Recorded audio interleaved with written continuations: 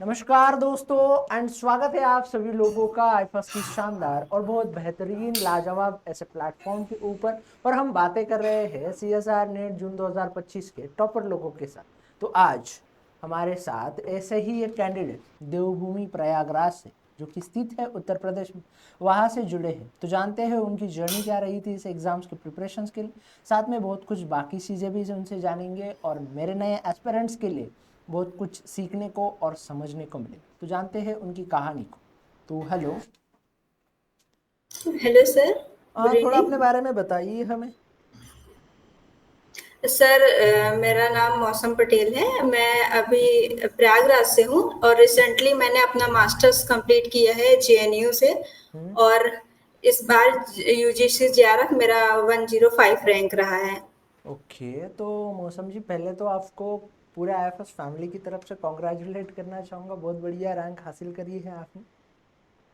Thank you sir. Okay, अब मुझे ये बताइए कि क्यों सीएसआर नेट। वैसे तो मतलब यूपी की बात करें तो सारे बच्चे जो है वो हमें सिविल सर्विसेज की प्रिपरेशन करते हुए नज़र में आते हैं। तो फिर आप सीएसआर नेट की तरफ कैसे आए? सर एक्चुअली मेरा रिसर्च में बहुत इंटरेस्ट रहा है और जो मेरे भैया हैं वो भी एक बार CSIR जेआरएफ क्वालिफाई कर चुके हैं। हालांकि उनका मैथ से रहा है बट वहां से मुझे मोटिवेशन मिला तो फिर वहां से मैंने इस एग्जाम के बारे में जाना। और फिर मेरा रिसर्च भी रहा, इंटरेस्ट भी रहा है रिसर्च फील्ड में, तो इसलिए मैंने ये क्वालिफाई किया। बहुत बढ़िया। अब मुझे ये बताइए कि जब आपने प्रिपरेशंस को स्टार्ट किया तो कैसी रही आपके स्टार्टिंग डेज, कैसे रहे, कैसे पढ़ते थे आप, कैसे आईएफएस के बारे में, आईएफएस के कोर्स के बारे में आपको ख्याल आया? सर मैं तो फर्स्ट एमएससी फर्स्ट ईयर से मैंने आईफास का सब्सक्रिप्शन लिया था बट हालांकि शेड्यूल मेरा बहुत ज़्यादा हेक्टिक रहा तो मैं उतना कर नहीं पाई अच्छे से।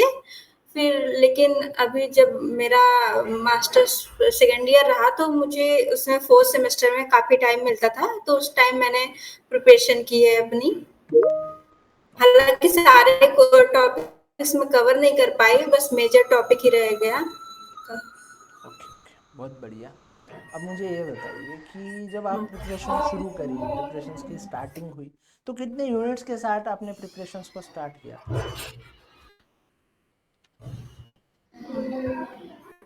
सर मैं मेजरली मैंने तीन टॉपिक लिए हुए थे। सबसे पहले molecular biology, biochemistry and developmental biology, क्योंकि मैंने देखा था इससे बहुत ज़्यादा क्वेश्चंस हर बार पूछे जा रहे हैं।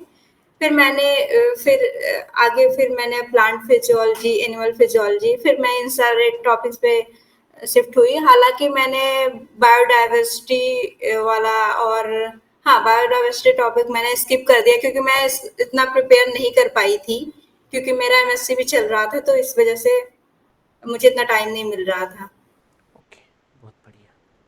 अब मुझे ये बताओ कि जब सारी बातें हुई तो कितने यूनिट्स को, कौन कौन सी यूनिट्स को आपने छोड़ा था?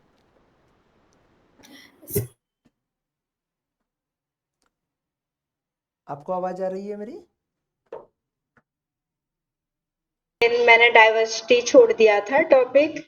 और इकोलॉजी, क्योंकि इतना मैंने एमएससी में भी इकोलॉजी मैंने पढ़ा हुआ नहीं था तो मैंने, हालांकि इससे बहुत क्वेश्चन आते हैं बट ये मुझे छोड़ना पड़ा, दो टॉपिक मेजर मेरे छूट गए थे। ओके, तो ये यूनिट आपका छूट गया था।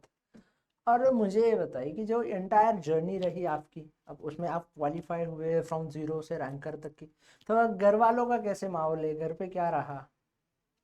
अ, सर घर पे तो बहुत खुशी का माहौल रहा है क्योंकि लास्ट दो बार से मेरा 92 परसेंटाइल रह जा रहा था, तो मेरा एलएस भी नहीं हो रहा था। और फिर इस बार मेरे परसेंटाइल थे सही तो डायरेक्ट जेआरएफ हो गया, तो घर वाले बहुत खुशी थे। ओके, तो घर वाले भी बहुत खुश थे आपके। Yes sir. बहुत बढ़िया।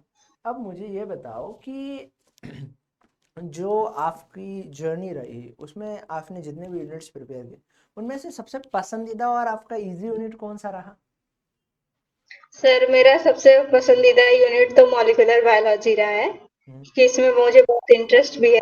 और जब मैंने सब्सक्रिप्शन लिया हुआ था तो वो टॉपिक प्रियांशु सर पढ़ाते थे, तो मुझे मतलब उन्हें पर्सनली मुझे उन सर का पढ़ाया हुआ बहुत ज्यादा पसंद आता है। तो ये मेरा रहा। ओके, बहुत बढ़िया। और मुझे ये बताइए कि कौन सा यूनिट ऐसा रहा आपने पढ़ा हुआ है बट वो कॉम्प्लेक्स लगा आपको, आपको ऐसा लगा कि नहीं ये मतलब यूनिट थोड़ा दिक्कत वाला है, या हम ऐसा कह सकते हैं कि थोड़े उसके सवाल सॉल्व नहीं हो रहे? अ, सर मेरा जो पहले से रहा है मैथ थोड़ा वीक रहा है, तो मुझे बायोकेमिस्ट्री के न्यूमेरिकल सॉल्व करने में थोड़ी प्रॉब्लम आती थी मेरे को। ओके, तो बायोकेमिस्ट्री के न्यूमेरिकल सॉल्व करने में आपको प्रॉब्लम आती थी। बहुत बढ़िया, कोई बात नहीं। अब मुझे ये बताओ कि एंटायर जर्नी आपको, अगर मैं बोलूँ आपको कि ये जर्नी जो है आपकी कंप्लीट हुई, सीएसआर नेट आपका कंप्लीट हुआ, तो इसका क्रेडिट किसको देना चाहोगे आप? सर मैं तो अब अपने फैमिली का और फिर आप सब लोगों का, क्योंकि आप सब लोगों की वजह से ही मेरा सीएसआईआर निकला है। ओके, अब मैं आपसे ये पूछना चाहता हूँ कि जब आप मास्टर्स में थे और मास्टर्स के साथ साथ इस एग्जाम्स को प्रिपेयर कर रहे थे, तो दिक्कतें आती होगी, डेली रूटीन मतलब प्रॉपरली सेट नहीं होता हुआ होगा, कॉलेज की एग्जाम भी है, सीएसआर के लिए भी पढ़ना है, तो कैसे मैनेज किया इन सारी चीज़ों को? सर शुरू-शुरू में तो बहुत हेक्टिक रहा, क्योंकि फर्स्ट सेमेस्टर में मेरी क्लासेस थोड़ा ज़्यादा लॉन्ग चलती थी। बट हाँ, सैटरडे संडे टाइम मिलता था तो उसमें मैं कर लेती थी। हालाँकि उतना हो नहीं पाया, लेकिन थर्ड सेमेस्टर से थोड़ा मेरी प्रिपरेशन अपने ट्रैक पे आई और फोर्थ सेमेस्टर में तो काफ़ी टाइम मिला मुझे प्रिपेयर करने का। ओके, बहुत बढ़िया।